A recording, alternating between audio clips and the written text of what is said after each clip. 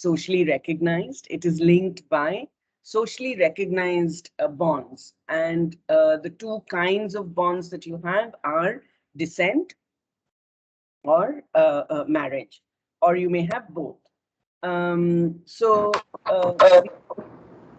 yes. Okay. So the important thing to remember in kinship is that it's not just the biological ties, but it is also the social recognition of those biological links. So it's the realization and the recognition that you are linked to somebody else, either through blood or through marriage. So kinship is an institution that serves the purpose, the basic purpose of group formation in society. It is one of the most it's one of the primary groups in society. Now you remember from the diagrams we said that the ego, when we draw a kinship chart and when we're looking at kinship, we look at it from the point of view of the ego. The ego is basically I.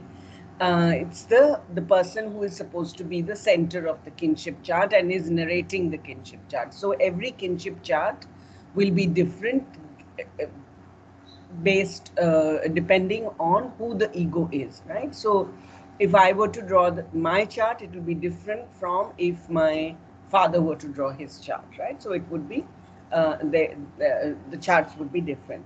Now so now one of the I think one of the difficulties with understanding kinship is that there are a lot of terms, there's a lot of jargon. And the other issue is, I think that if you remember, we said we are trying to focus on two things. First is, what are the general principles, universally applicable principles through which we can look at this group formation, and at the same time we are trying to understand the cultural nuances or the cultural diversity. And with kinship you will see that it's, there are various kinds of sort of situated cultural aspects with regard to this institution. So that makes the study of kinship very complex. The kind of underlying principles that we are looking for, and secondly, the fact that it's very, very diverse. Practices around kinship are very diverse. So we talked about consanguineal relationships and affinal relationships, when the relationships between two persons involves blood, involves descent, then the two are considered consanguineal, and these are blood relations. And if the relationship is established through marriage, then it is considered affinal. Now, these kinship relations involve, it's not just the fact of relatedness, which is the fact of recognizing that one is related to another, but it involves a series of different kinds of rights and obligations. And some of these are codified in law. So legal rules will specify things like the succession of property, the right to belong to a kin group, the succession of an office, and so on. So this aspect, which is that there are rights and obligations, it frames the kinship unit, and it also gives it a kind of a social force or social recognition. So kinship is also then an ideology of human relationships. It involves certain cultural ideas about how individuals relate to each other, how their biological and moral connections are created and connected to each other. So what we are seeing then is that you do have certain universal principle, and we'll speak about in a bit about what that universal principle is, but also that there are certain cultural beliefs about how these basic facts of life, such as procreation and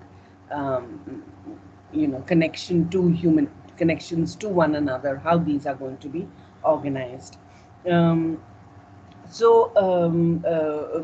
Within any kinship system, when we look at a kinship system, we try to understand what the kinship code is, which is that there is a basic set of symbols and terms. And so symbols will denote the terms, which form the building blocks of understanding the kinship system. So if we can just go back to the slide with the diagram, the basic diagram. Yeah, so if you see here, actually, you see that these are the symbols. So for instance, this line here, I don't know whether you can see, yeah, so the line here that is coming from the equal to sign is signifying descent, right? Yeah, that line is signifying descent, and the equal to sign is signifying marriage, right? The line that is connecting the two siblings, that is basically signifying siblingship. So and then you have the symbols for male and female.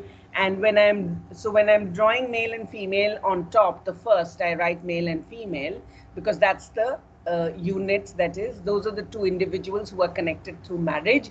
And once I've established that there is descent, then I say daughter and son. So so this is the basic building block in understanding any kinship system. So you see both these, both the concepts of descent and marriage, of consanguineal and affinal relationships are established in this through this diagram. So this is what you would call a kinship code. So when I say descent, part of what we are doing in every kinship system is that we are trying to establish or trace your origin from a common ancestor. So if I ask you to draw your kinship chart, that's what you're trying to do. Is what happened, Kuldeep? I have lost the.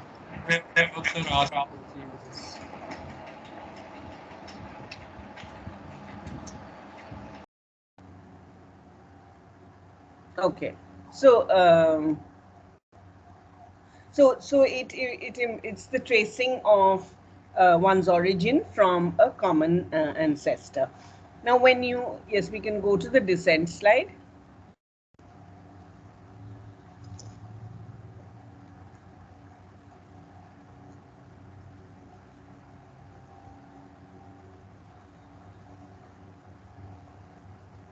So descent can be of three different types.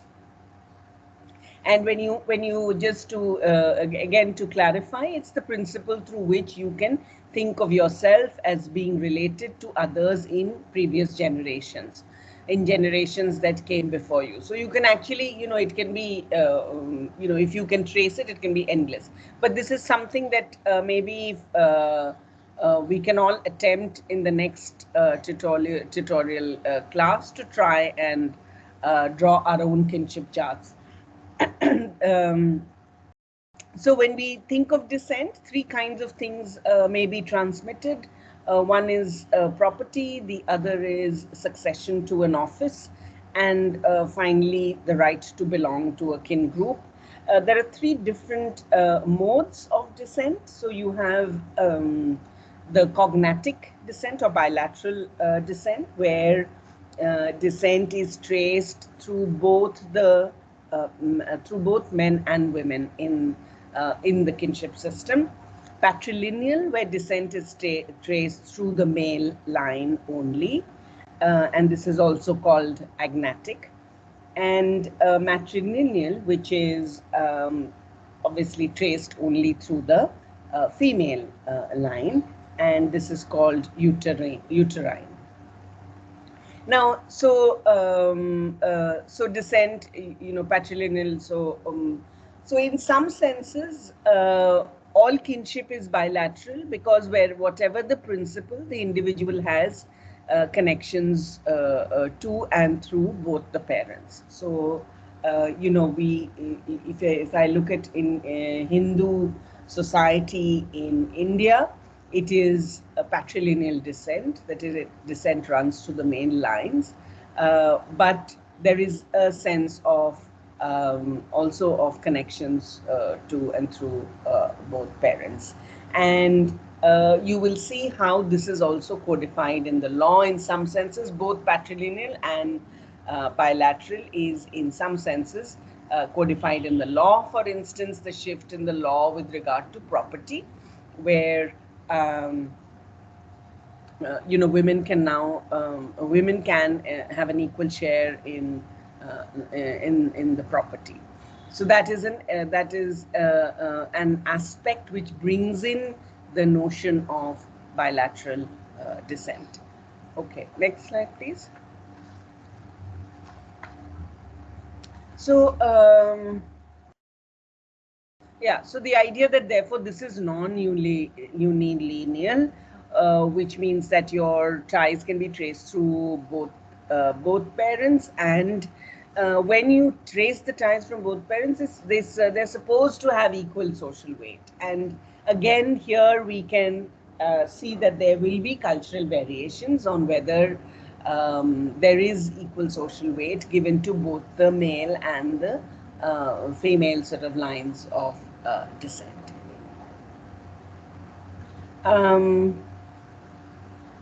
Next slide, please. Okay. Now, before I go on to yeah, questions. Do you have questions? No. So before I go on to discussing the patrilineal descent, I think it's important to also remember that in all of this, residence also plays a significant role, and it has an impact on it has an impact on the nature of the kinship system and the strength of the ties between people. So so it's a combination of descent and residence that will affect the structure of the kinship group or the community. So you have different kinds of and residence, I mean largely post-marital residence. That is what happens after marriage. Where do people go on to live after marriage?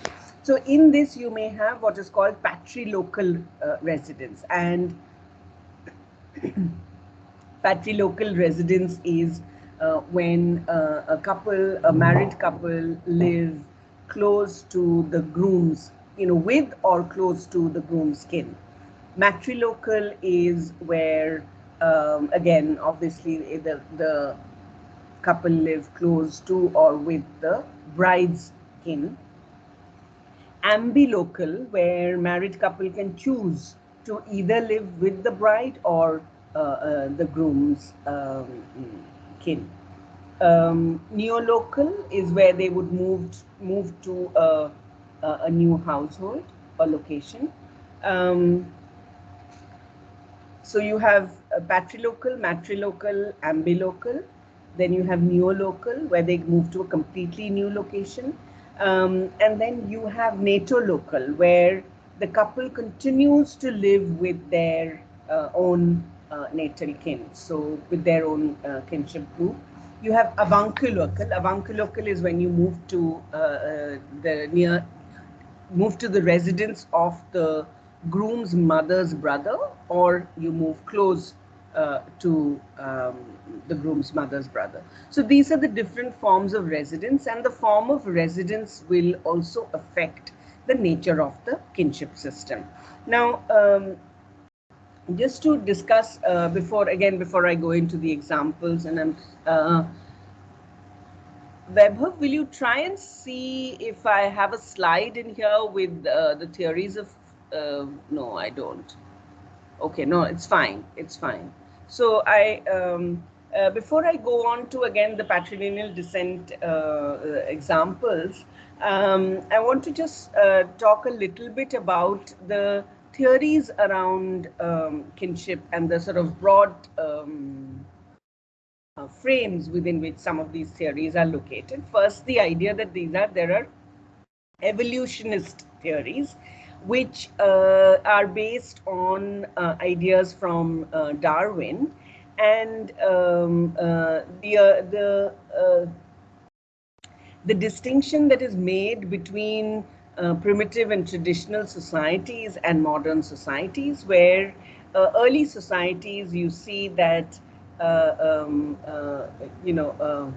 kinship is based on considerations of status, and in modern societies, kinship is based on considerations of a contract. So, so you have status-based kinship systems and contract-based kinship systems, and the idea is that human society has evolved from these early societies where it was status-based and contract-based. So, so then there is a sense in which there is supposedly a move from starting with what are called matrilineal sort of kinship systems, and the shift then to patrilineal and cognatic. So this is one way in which kinship has been theorized, and of course there is a critique to this because when you look at kinship systems across the world, you find sort of combinations of patrilineal, matrilineal. You find matrilineal systems still continue to exist, and so on. So the evolutionist system is suggestive of a shift from a lower order to a higher order of kinship, with the matrilineal being considered as a lower order and the patrilineal as a contract-based higher order, and there are challenges to this sort of conception of kinship. Now, one, of course, challenge is in terms of diffusionism, where if you look at evidence across societies, as I said, kinship systems are very diffuse. There are different kinds which exist within the same society, and so on. So to think of this as this kind of shift from early society to modern society is problematic.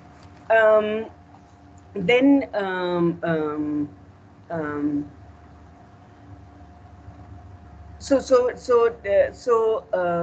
diffusionism is based on this idea that ideas around kinship, practices around kinship, and institutions can spread across the world, and they can be adopted by different people. So to think of this very sort of strict kind of staging that is being done by evolutionary theories of kinship is problematic.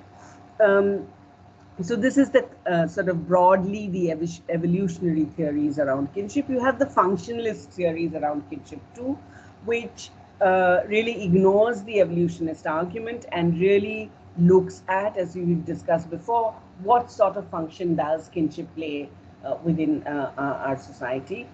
How does it function? What does it do for a society? And how does it contribute, again, to the idea of social order? How do things get interconnected within the kinship system? So you have, the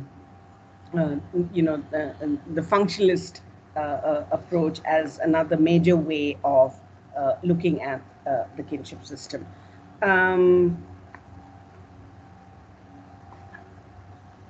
So I will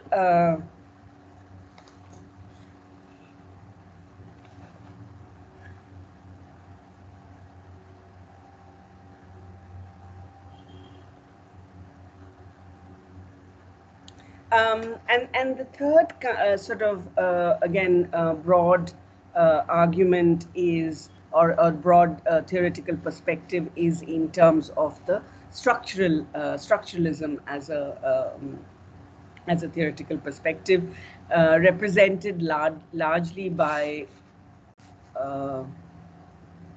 Levi-Strauss.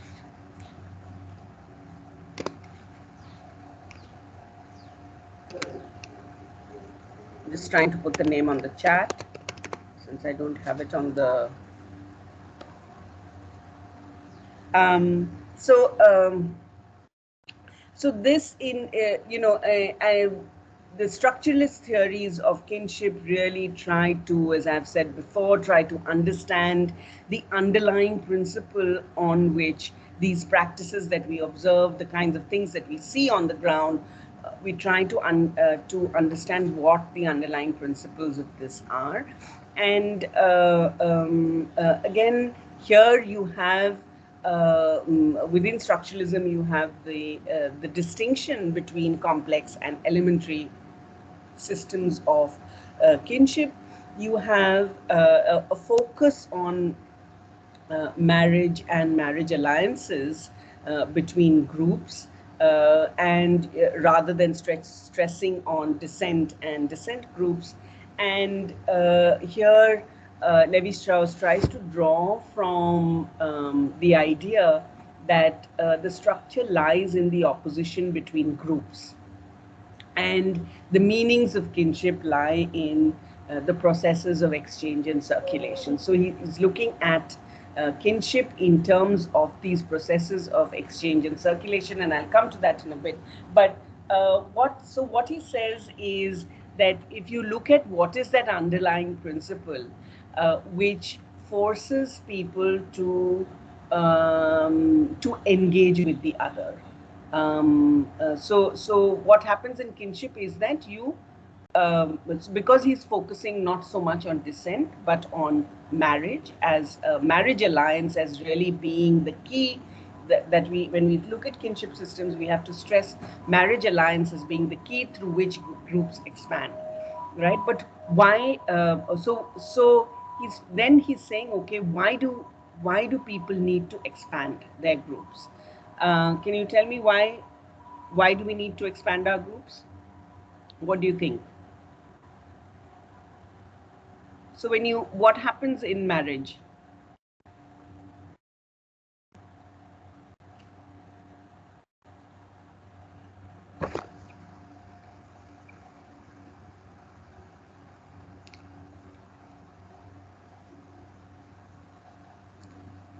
Where do you go to look for a bride or a groom?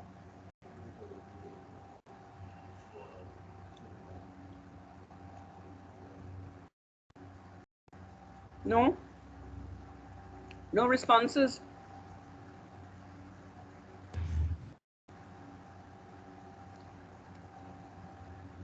Go ahead.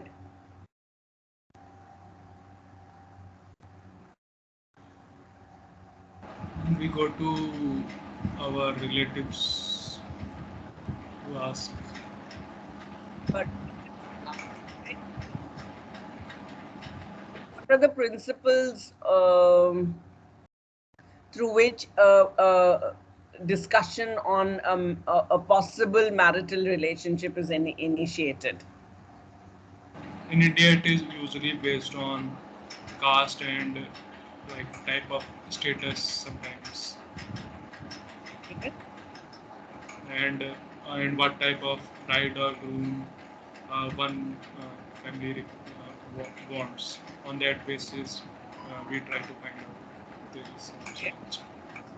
Yeah. So then you just mentioned one of the principles on which a marriage in Hindu caste society is organized is that, and it is endogamous, that you go to and you try to look at, you will try and find people to marry within, you will marry within your same caste, you will marry, then you bring in another angle, which is that you will marry within your own status, within your own sort of, and here if you think of status as class status, that you will marry within your caste and you will marry within, in some senses, along the lines of your own sort of class as well. But when you go, when you're saying that you go to relatives and you ask, so you're basically trying to look within your network, right? But you are going, yeah, you're going out of your immediate familial context. So what Levi-Strauss says is that the underlying structural principle is incest taboo. you cannot marry your own, right? So he's saying that the biological sort of basis, and Weber has just shared something there, but the biological basis is that an article or what is it? Ma'am, it's just like an encyclopedia entry where we talk about Okay. Levi Strauss's exchange theory about kinship. Okay. So incest is the principle, is the underlying principle because of which, because you cannot, so he's saying because you, this is a biological fact that you cannot, I mean, and he thinks of this as both biological and social, because you know that in some cases you can marry your own. So so if you think of cross cousin marriage, that's an instance where you are marrying within your own familial context. But broadly, so he's saying that therefore this is both a biological principle. It's at a sort of cross between the biological and the social aspects of kinship. But because of the incest taboo, what he's saying is that, as I said before, there is an opposition created between groups. So he says that there is an opposition created between two groups are created, the wife givers and the wife takers, right? So the incest taboo puts in place a system of exchange. And it's interesting to think about, so what is being exchanged? It's really the exchange of women. So according to Levi-Strauss, the whole kinship system is based on this exchange of women, because the women in your own group, you cannot remain in your group. And they cannot remain in your group because of the principle of incest, because of the law of against the social law against incest. So you create this wife givers and wife takers, two groups. And he says that when you think about this exchange of women, there are two types of exchange: restricted exchange and generalized exchange. And here again, you will see elements of that kind of evolutionist theory, some elements of that, because he's saying that often in simple societies, you may have what is called restricted exchange, which is A gives to B and B gives back to A. So family A gives a woman to family B, and family B gives back a woman to family A. And then there is the idea of generalized exchange, which is again much more sort of in the nature of a contract in that sense, where you give a woman with the understanding that you will get a woman back. So which means that you send your women to be married off. The women in your family are married off in other families, and you may not get a woman back from the same family, but that there is a general principle, and the system operates on the trust that somebody will give you a woman back in your own family, right? So then this is generalized exchange, but basically you have created these two groups of wife givers and wife takers, and these groups then engage with each other in processes of exchange and circulation. And when we think of exchange and circulation, it's not just the exchange and circulation of women, but also the exchange and circulation of things, exchange and circulation of status, exchange and circulation of practices, and all of that. So that's why when you say that it's not an individual, in the Indian context we would say marriage is not just a marriage of individuals, it's a marriage of families. So because you're actually indicating that larger context of exchange of different kinds of things that are initiated through marriage. Okay, now I've really, of course, shortened a very, very large theoretical discussion in kinship, just to give you a sense of, how it is conceived of sociologically and in theory, in sociological theory. But do you have any questions right now?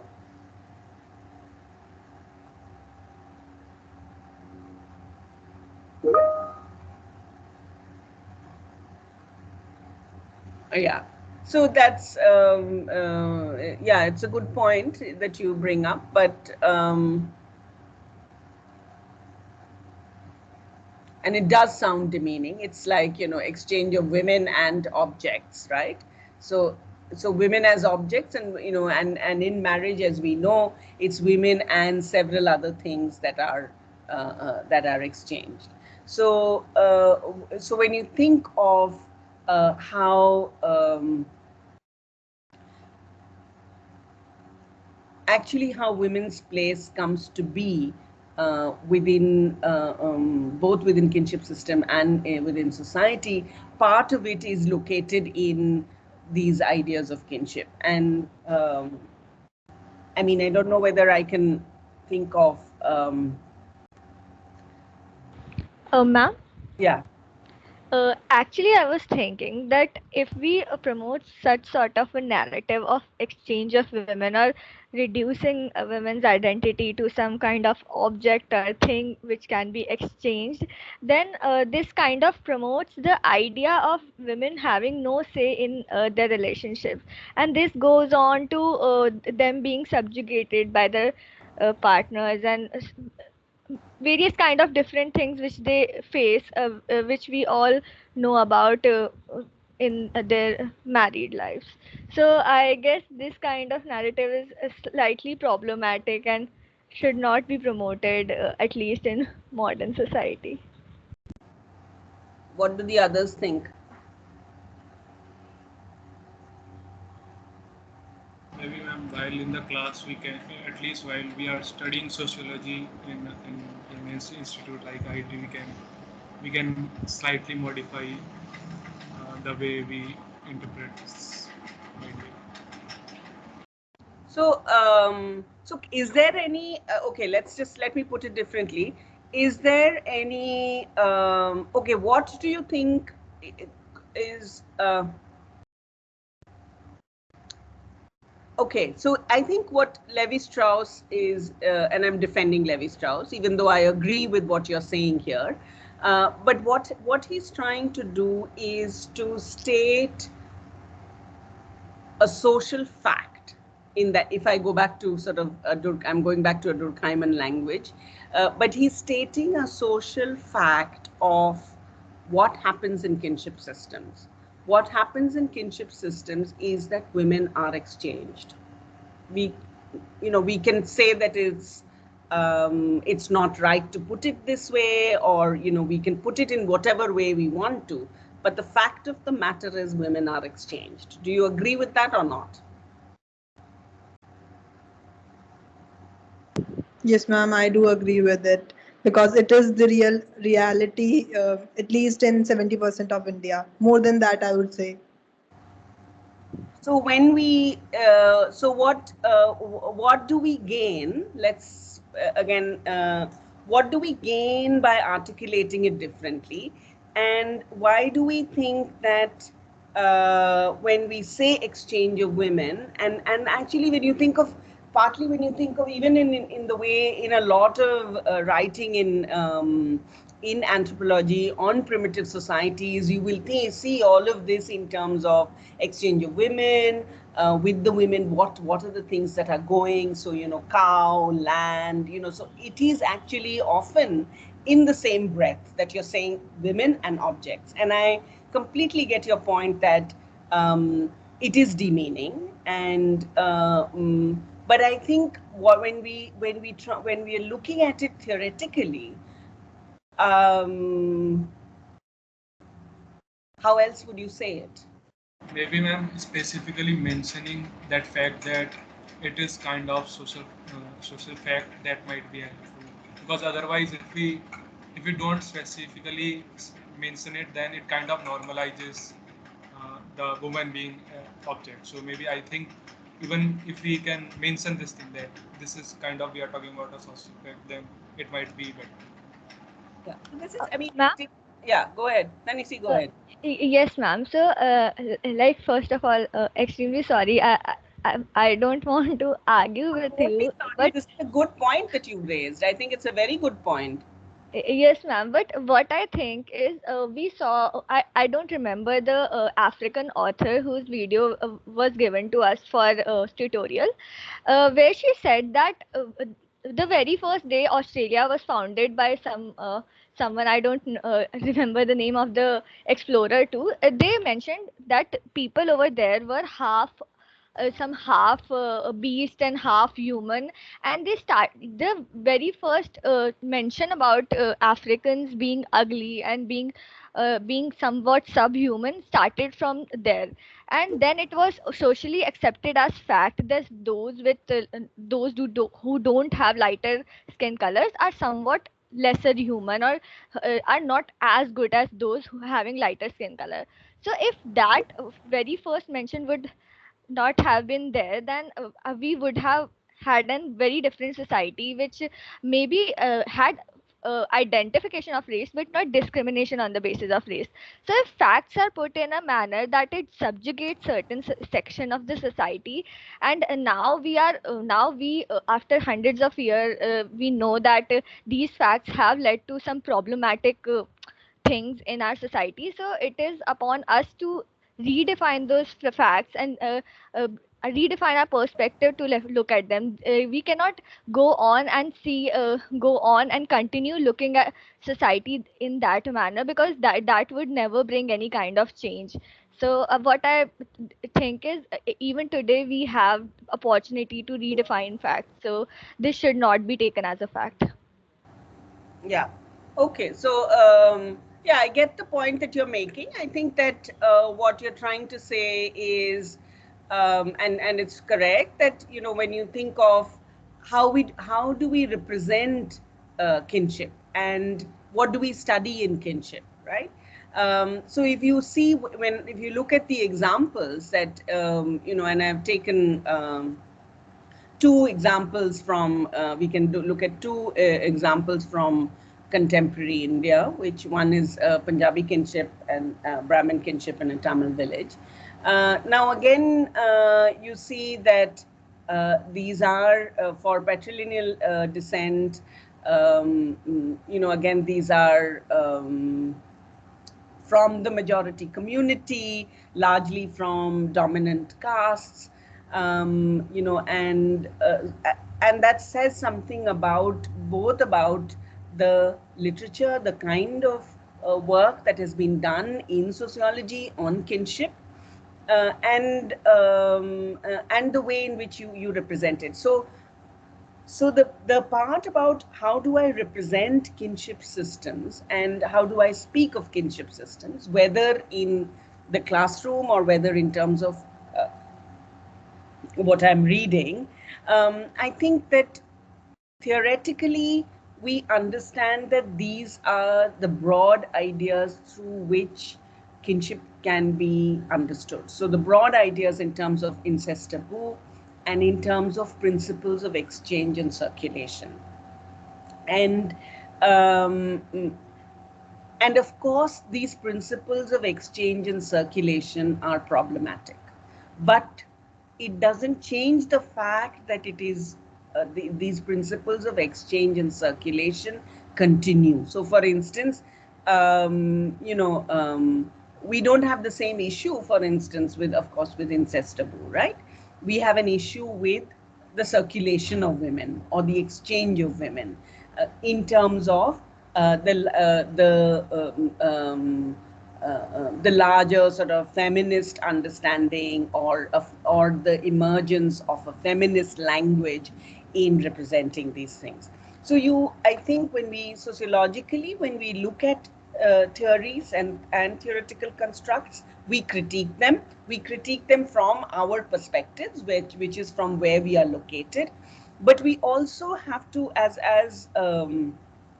theory goes, we also have to appreciate the context in which some of this writing was coming up. You know, so when I say that, you know, sociology is a discipline, in fact, you'll see that the classics are still being taught. They're still relevant. So somebody like Karl Marx may have, in terms of his ideas, you may see that, okay, none of this has really gone anywhere. He predicted that this is the way in which society will progress, and it actually hasn't happened. Wherever such experiments of socialism were carried on, they were failures. And yet we continue to study Marx. We study Marx because of, if you remember, that connection that we try to make between context and what is being written, context and representation. So, so I would also urge you, while agreeing that it is important to represent, yeah, yes, I agree, Harshit, that it's developed on the basis of primitive societies, but at the same time, it is what he was saying, that it is relevant across societies. So the point about structuralism is to identify those principles which you will see in operation across different societies, right? And it is in, we have to say that the exchange, the idea of exchange, takes on a negative connotation in contemporary society. Not necessarily in primitive society.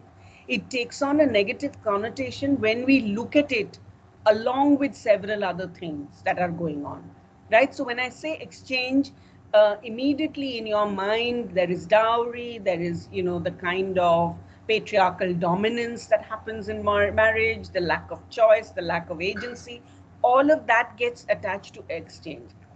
I don't think as a theoretical idea, we need to attach all of that to exchange. We can, you could think of exchange on an equal footing. You could think of exchange as something that was, that respected choice and agency. You can think of all of that, but we can't, right? We can't because of the way in which exchange happens in our society. So Tanisi is right when she says that, okay, when we think of exchange, this is what we think of. We think of subjugation, we think of lack of choice, we think of dowry, we think of women dying, we think of facing violence. So it gets attached to all of this. Why does it get attached to all of this? Because of our experience of exchange. But if I remove this, if for a second you were to imagine that none of this was happening, by itself, exchange as a word is not demeaning. It doesn't have to be demeaning. It is demeaning in the social context that we are in. Totally agree. And so it's important for us to understand the that aspect, that it is demeaning in the social context that we are in when we use exchange. But it is also important for us to see, to question whether the term itself has a negative connotation. Yeah. I hope that sort of really answers your question, accepts your criticism, and also helps us to move ahead with some of these ideas. So, so we will look at, first look at, yeah. Excuse me, ma'am. Yeah. Ma'am, I have a doubt. Go ahead. Ma'am, you said in between while teaching that earlier matrilineal descent used to prevail, but now in the modern world it has become patrilineal descent. Then can you throw some more light how this change came to happen?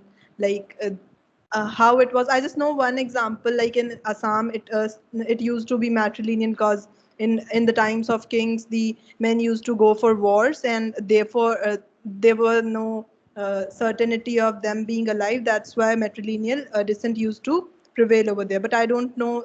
I don't know the other context why it used to prevail earlier. Can you throw some more light on that? So I think that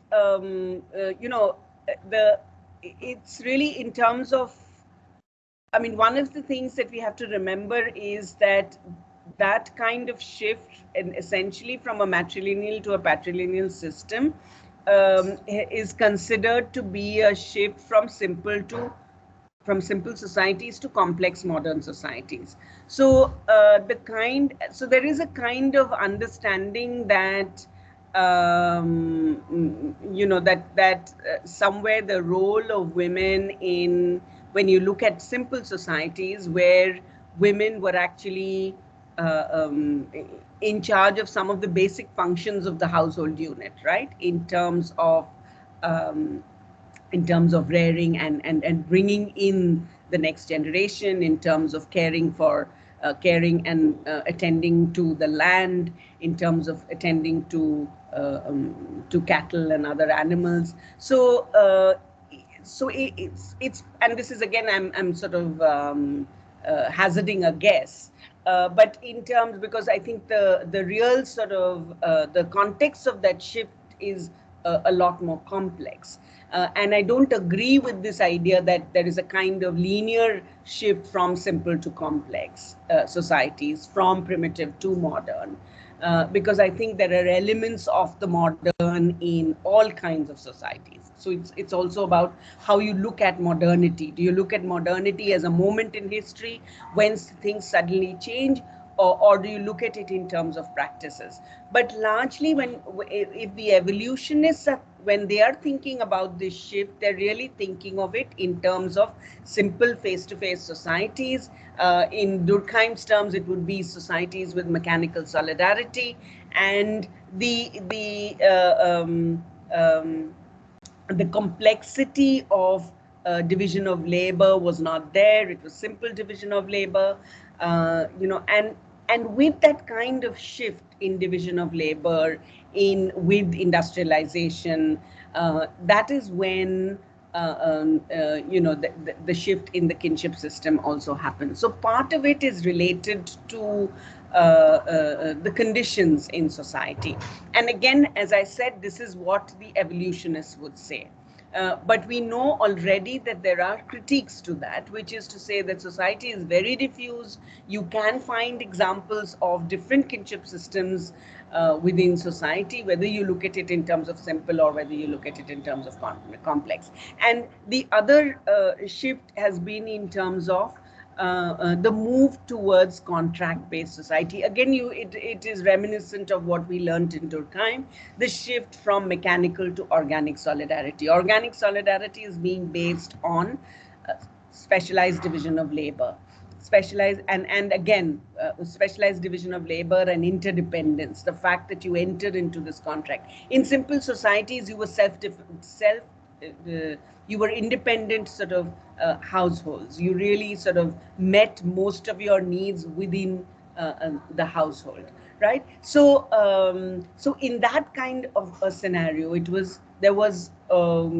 mean, again, I hesitate to say this, but the idea is that women were more in control, and that shifted once societies became more complex.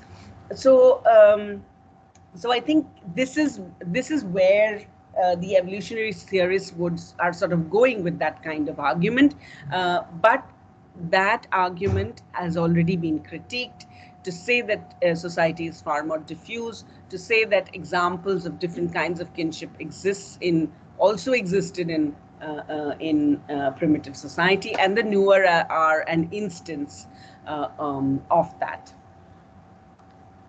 Does that answer your question? That was Janvi, right? Does that answer your question, Janvi? Yes, ma'am, it does. But I wanted to ask that men in general always had that physical advantage. Then why the female person were head of the family at those point of time? What made them to be like kind of head of the family?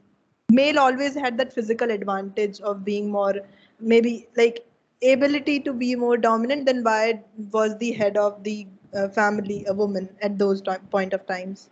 I think that's a modern construct. Oh, okay, ma'am. Thank you, ma'am.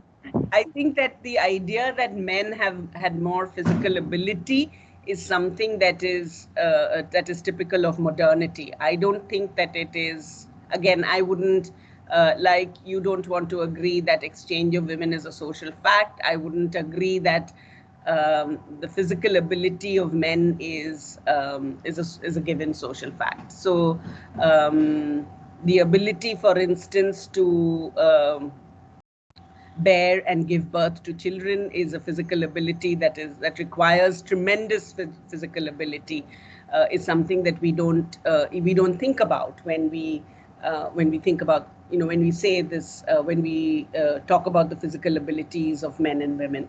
So, but I see where you are going with that kind of a line of argument, where you say that, okay, but when you think of patriarchal dominance, I don't think it is located necessarily in the physical ability of men, or in this idea of a greater physical ability of men, right? It is, it is, I mean, it is because of patriarchal dominance that men are able to exercise their physical abilities, right? And women do not exercise their physical abilities. So to necessarily think of, I mean, there are several examples where we know that, in terms of, if you think of sort of the strength of women or the weakness of men, the physical strength of women and the physical weakness of men, there are examples that counter this,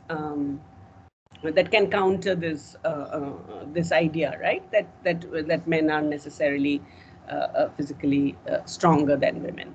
So, but the idea of dominance, the idea of the use of power, or the use of that strength, right? Who can use the strength? You use the strength when you are in a position of power already, right? So it's how you look at it. Do we say that because you're physically strong, you're more powerful, or we say that because you are powerful, you can use your physical strength? I would say the latter. What you are arguing for is, I think, the former, where you're saying that because they're stronger, that's why they're powerful, right?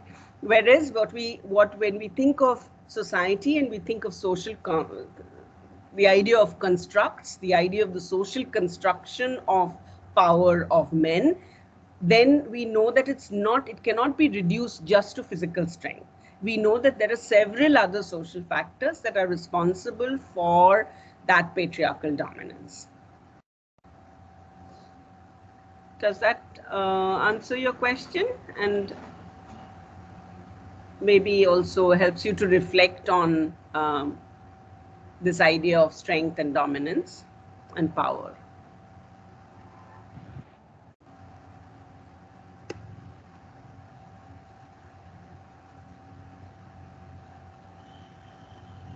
Okay. Anything else? Any other questions? No, maybe someone didn't like my argument at all. Someone removed me from the meeting, I guess. What? Yes, ma'am.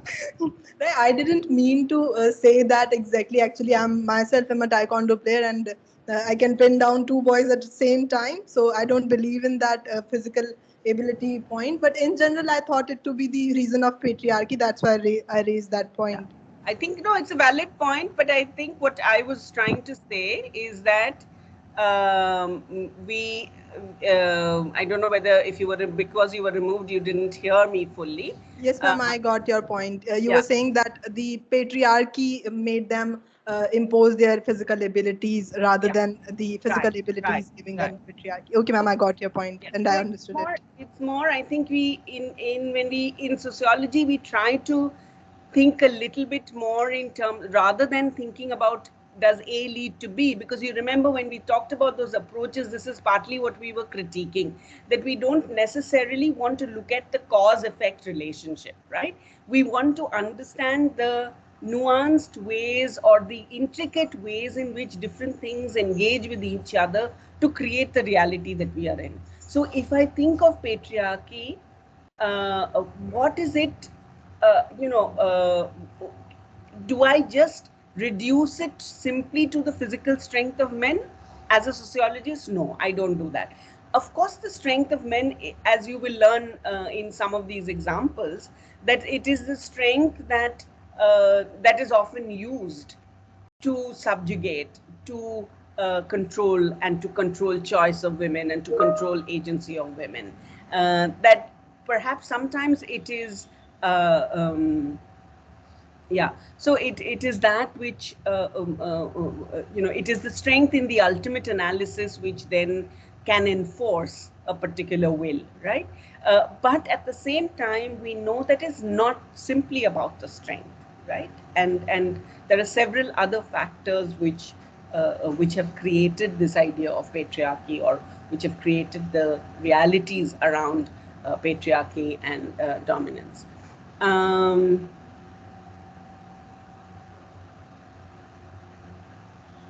Yeah, so then what, again, Tanisi, I think that's a good point that you're bringing in, that it's not simply about, the social fact of strength, but how this fact of strength has come to be a dominant idea, right? So that the idea that women are lesser or women are weaker than men, that idea has been promoted, and that has become a dominant idea, and to the extent that women have internalized that idea. So strength, physical strength, as I said, physical strength is not, we don't talk of sort of childbearing and childbirth as indications of physical strength. No, right? We talk of physical strength in terms of violence, in terms of the use of that strength to subjugate another.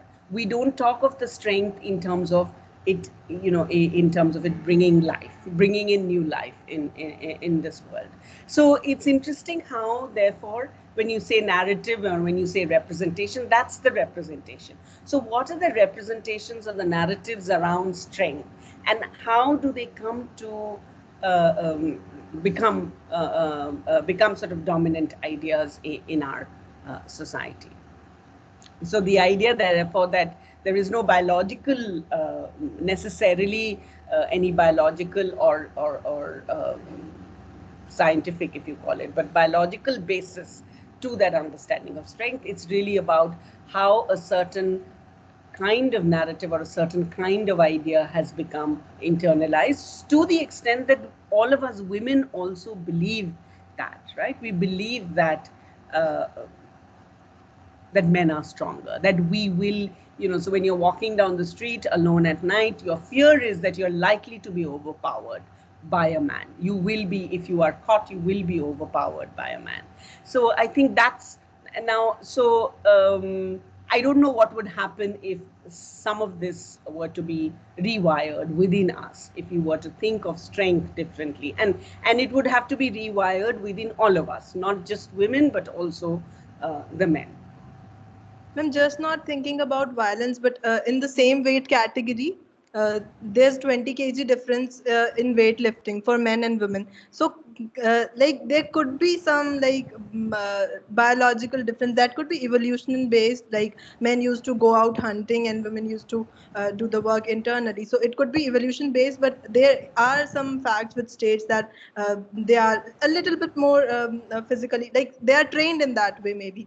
So there's a fact that there's 20 kg difference in weightlifting for the same weight category in women and men. So we can't deny that fact too.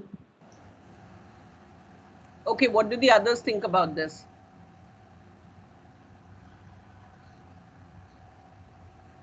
For now, it seems so, because in athletics there are many events in which it seems that currently, on the biological basis, men seem to outclass currently.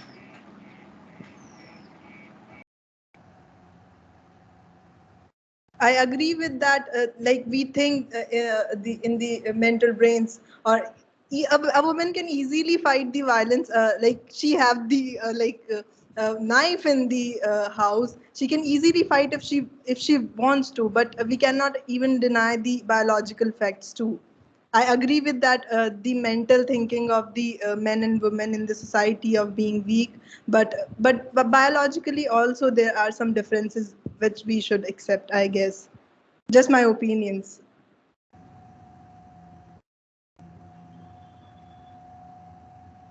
Okay, so yeah, okay. So I agree that, so what we are saying then is that there are biological differences in ability, but what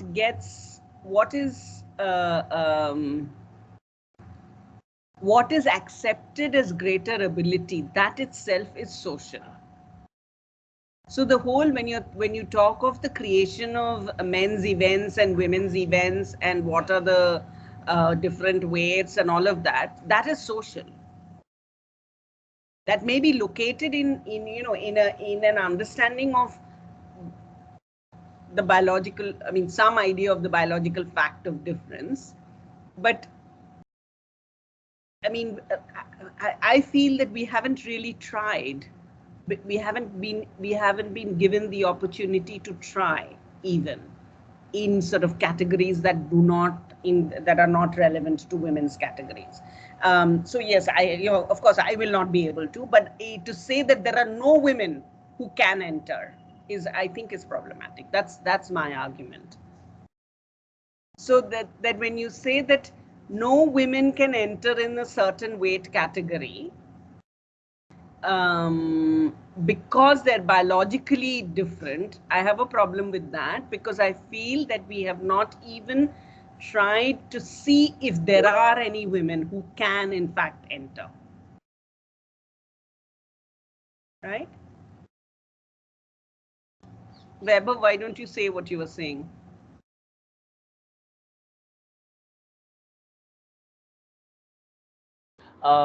Ma'am, I was just responding to Tanishi's question on the chat. Where we are speaking about whether there is a scientific basis to this differentiation that we are speaking about, that women are inferior in terms of physical like physical power or physical ability. I think if there is not a scientific reason to the physical inferiority, but in an institutional manner, like structurally, like how knowledge has been produced in the domain of anatomical study, how the body itself has been studied, human ability has been studied historically in sciences, is very androcentric. So whatever narrative comes out from the domain of science itself is very androcentric, which privileges abilities of men over the women. Here we also need to understand science also has a political role in the society, where it just institutionalizes social hierarchies. Social hierarchies are not just institutionalized through our interactions or institutions. Science, like the knowledge, how knowledge is created, also plays a big role in it. And that's why all these body capabilities, body differentiation comes in that way. When you were talking about the category, like we have various categories for people to participate in strength based sports. What happens, even the standardizations which we follow for Olympics are very Eurocentric. So there are, like, for boxing, for wrestling, there are weight categories, but beyond the weight categories also there are certain standardizations in terms of hormones. For an example, if a female athlete has a higher level of testosterone present in their body, they might be like disqualified at a later stage of time for being like, for having a naturally given advantage. So like within the like categorization of bodies also, there is a lot of exclusionary mechanisms which have been normalized. For example, this is what like was Levi Strauss also critiqued on, while they gave a very like theory to understand how kinship operates. Within the generalization, like cultural anthropologists critiqued him for not also accounting for specific cultural locations. So when we go by Eurocentric standards to understand bodies and bodily capability, what might be a capability of an African woman or a South Asian woman might be different from that of a European woman. And in this standardization itself, a lot of exclusion is normalized.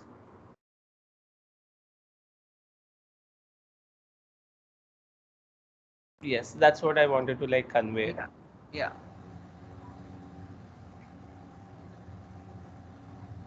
So I think this, the process through which an idea becomes a valid principle of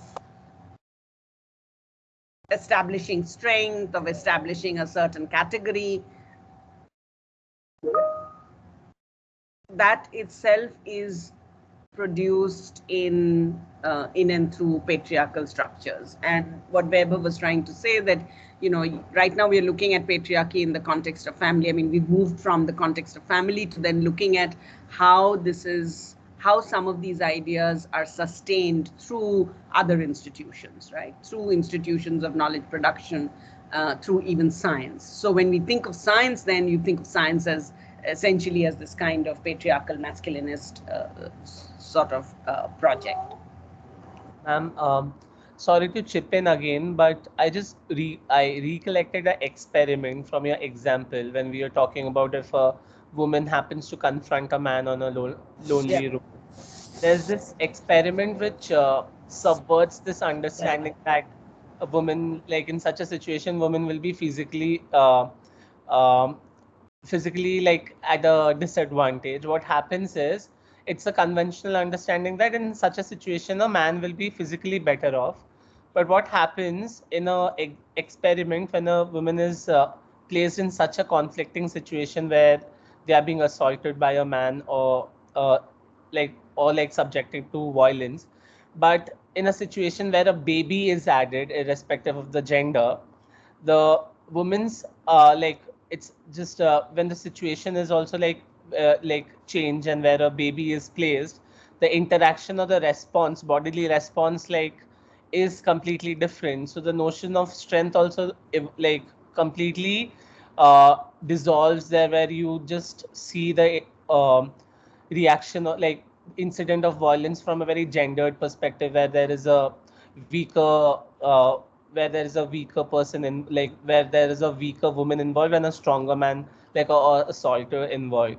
So this is an experiment. I'll just share it, which just helps us to understand how the understanding of strength and responses in violent scenes is also very very very generalized.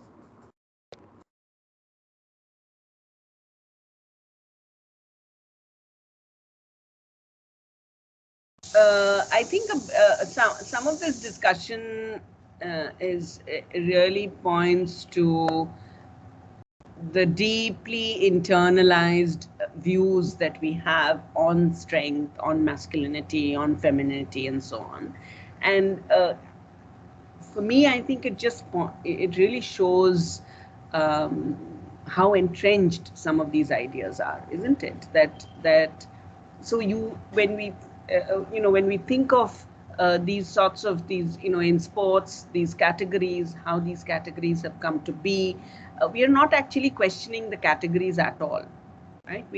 So as sociologists, I think what is important is to use what our discussion to think about how those categories have come to be what they are. Why have we, like what Weber was saying, why have we accepted them as they are, right? We take them as the given, and on that basis we then say, okay, there are men and women. And the fact is that we have all been socialized into this kind of idea, right? Into this idea of different weights, different strengths, different groups, isn't it? It is very deep rooted, and therefore what I don't know who actually initiated this discussion, but it is I think it's a great idea. But therefore it shows us that the idea of strength, and again, sociologically speaking, the idea of strength and how it is represented and how we talk of it in relation to men and women is something that is cultural, is something that is social, is something that is constructed. That we have to think of the processes through which strength comes to mean certain things, right? The processes through which then events in sports get divided. So that's why when I said I refuse to believe that if these categories weren't there, then there would be, if we imagine a genderless sports event, where I'm sure there would be many, and genderless sports event where also human beings were socialized differently. I'm sure there would be, like Vaibhav said, women who uh, who would be able to compete. Some women, I'm sure, would be able to compete along with men in the sort of same strength category or weight category or whatever. So I think that it's a possibility that we cannot even think about right now because of the power of some of these categories and the power of the dominance of some of this kind of understanding.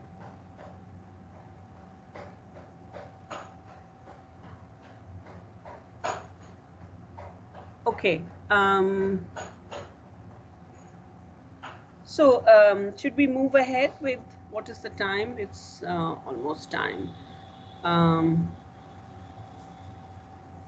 So I'll just take 5 minutes and we can just begin with the newer kinship. So newer kinship is, we are going to look at 3 examples of patrilineal descent, the newer, the Brahmin kinship and Punjabi kinship. For the Punjabi kinship, what I'll do is I would rather do it through the tutorial. So I'll give you a reading and we'll discuss it in the tutorial. I'll just very briefly introduce some of the ideas. Can we move to the next slide, please? Okay, actually the next one. Yeah, the map. So the Nuer are a community in southern Sudan, and that's the map of Africa for you. So you see where Sudan is, and that's where the Nuer are from. And we are going to study this as a patrilineal and a patrilocal community. We can move to the other slide. Yeah. So the Nuer are a pastoral community. The cattle hold significance, great significance in the kinship system. This is just to give you a background of the Nuer and their sort of livelihood and so on. And the men and women lead very contrasting lives in the Nuer community. One difference is that they move into adulthood very differently. For men, there is an initiation ritual, which is called Gar, and they are initiated into adulthood around the age of between 14 to 16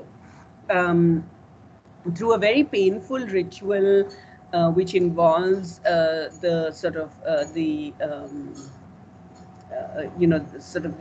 putting of 6 permanent lines across the forehead. So that 6 lines are ingrained on their forehead, and we'll watch a small video. I'll do that in the next class, which talks about the Nuer.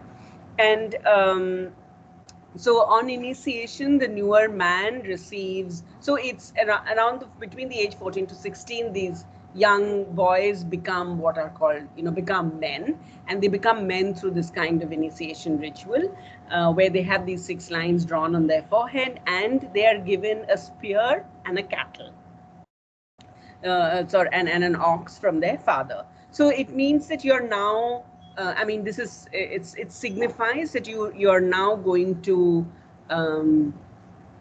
going off on your own. You have right to cattle, you can earn your livelihood through that, and you have a spear, so you can become a warrior, you can protect yourself and your own. So the cattle, which is the mainstay in the Nuer system, is owned by men. But what is interesting is that women are also economically crucial, because even though men own the cattle, it is only women who can milk the cattle. So it is the uninitiated males or the young boys and the women who can milk the cattle. Rights to the cattle so cattle is a significant resource in Nuer society, and rights to cattle will pass through the male line, through so patrilineally, which means that it will go from the father to the sons and the brothers. And in the absence of the male line, it will go to other patrilineally related men, but never to the women, right? So when you think of a patrilineal, simply a patrilineal system of descent, it means it will go through the male line. In the absence of the male line, it will go to the other men within the same, other males who are patrilineally related. If you think of a bilateral system, then there may be cases where in the absence of the male line, it can go through the matrilineal line as well. Now,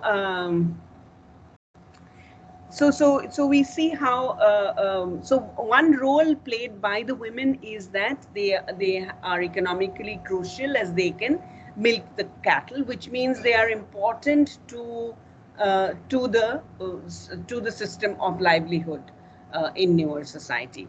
The other crucial role that is played by women is that they form the link for the child in newer society.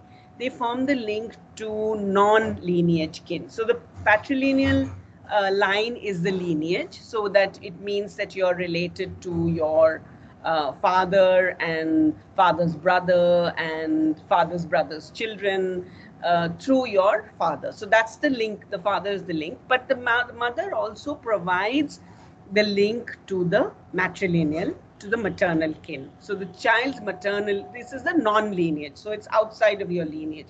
Can we go to the diagram, please?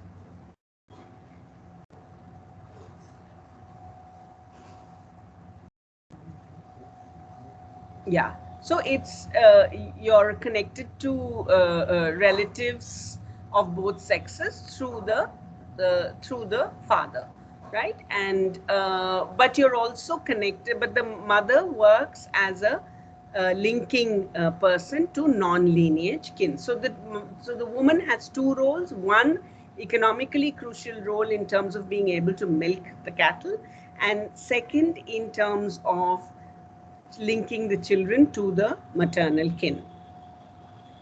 So, so the woman is seen as a linking women, and so what happens is that women are defined by the fact that they continue the patriline. Obviously, through marriage, they are able to continue the patriline, and through this, what they do is that in continuing the patriline, they're pulling men together.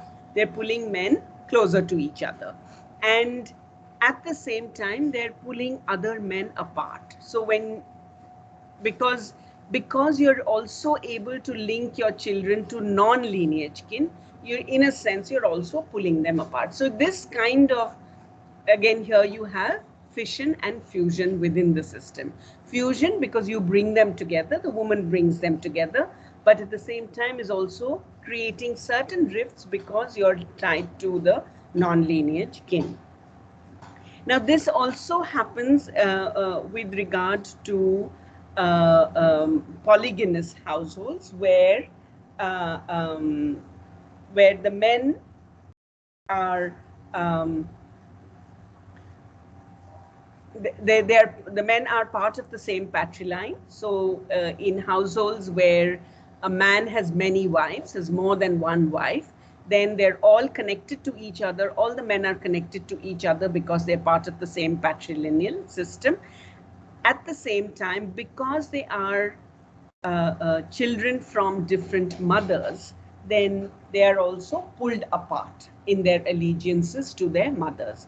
So here in a polygynous household, the idea of the linking woman in the newer society takes on a different, a significant sort of role, where the woman within the household itself connects the males through the patriline, and at the same time, because there are males who are born to different women, they are also then disconnected. They're also pulled apart.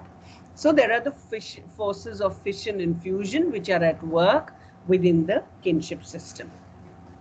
Okay, I think I'll stop here. If you have any questions, we can address them. Ma'am, could you please repeat that pulling apart part? Like linking them is I could understand, but So now when we think of, and here we are thinking, newer in that sense, you think of a pastoral community, it is, we are not thinking in terms of a modern system of kinship, right? It's an example of patrilineal descent where you have this pastoral community where you have the patriline, but so that's why all that background is important, and the significance of cattle in the system. And here we are saying then in this patrilineal descent system, what is the role of women? And remember that we are also going to now compare this patrilineal descent system, let's say, with Brahmin kinship, where again it's patrilineal descent, but you'll see how the role of women is very different. So that's why I'm flagging here the role of women. Women's role is significant in two ways. One, because they're able to milk cattle, so they're economically crucial in the system despite not owning it. So if they decide to not milk the cattle, then actually the men will not be able to carry on with sort of the livelihood. And second, because they are what is called, they are the linking women. So it is through marriage, that only through marriage that the patrilineal will carry on. So it's only when the head of the household marries a woman, that's when, or when a male is, initiated male starts off on his own by marrying someone, right? So you start off on your own by marrying someone, and then you have a patriline, and you carry on the patriline. So so women are the ones who actually enable the group to grow, and they are the ones who enable the group to be cohesive, because they bring everybody under the patriline, they bring all of them together. But they also link the child to units outside of the patrilineal unit. So one thing that they're doing is that they're bringing people together, but there is a link to the outside. They're the ones who are linking the child to the maternal kin. So even though it's not a bilateral system, there are relationships beyond the immediate patrilineal unit. And it is women who then are offering that link. And here and this is Evans Pritchard's work, what Evans Pritchard says is that order is maintained through this kind of system of fission and fusion, which is that through this kind of system where people are brought together but also pulled apart. So in case there is a conflict, it's possible that a mother will actually draw on her maternal kin to try and resolve the conflict, so that there is always a process of aligning or staying away, aligning or moving away. So one kind of linking that the woman does is to the maternal kin. The other kind of linking that the woman does is within the household. Among the newer, there is polygyny, and we'll come to that. But basically, a man can have more than one wife. When that happens, then all the children from the different wives are linked because they're part of the same patrilineal system. This is part of the same patriline, but at the same time they're also loyal to separate mothers. So there is a breakaway. So each unit can also, if a woman has, let's say, 2 male children, woman A has 2 male children and woman B has 3 male children, then 2 and 3 could also be pulled apart because they owe allegiances to different mothers. So within the same household, you have the process of fusion, that all of them are part of the same patriline, and at the same time they belong to different, they're from different mothers, so there can also be a process of fission that happens in certain contexts. Is that clear?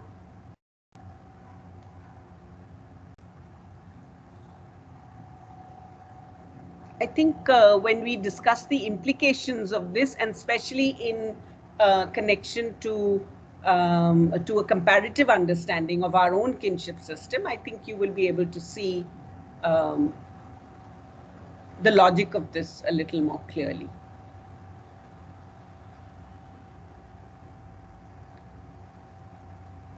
All right, so please come to the tutorial group, tutorial meeting today at 1. And, we have, Vaibhav has already posted the video. Please watch the video and then we can discuss it.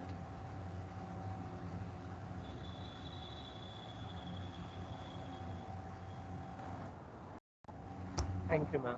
Thank you. Thank you, ma'am. Yeah. That was a really nice point of the sports being like not different for different genders. I really like. I never thought of that way, that thing in that way. That was like I really like that point. Thank you. Thank you for the discussion, all of you.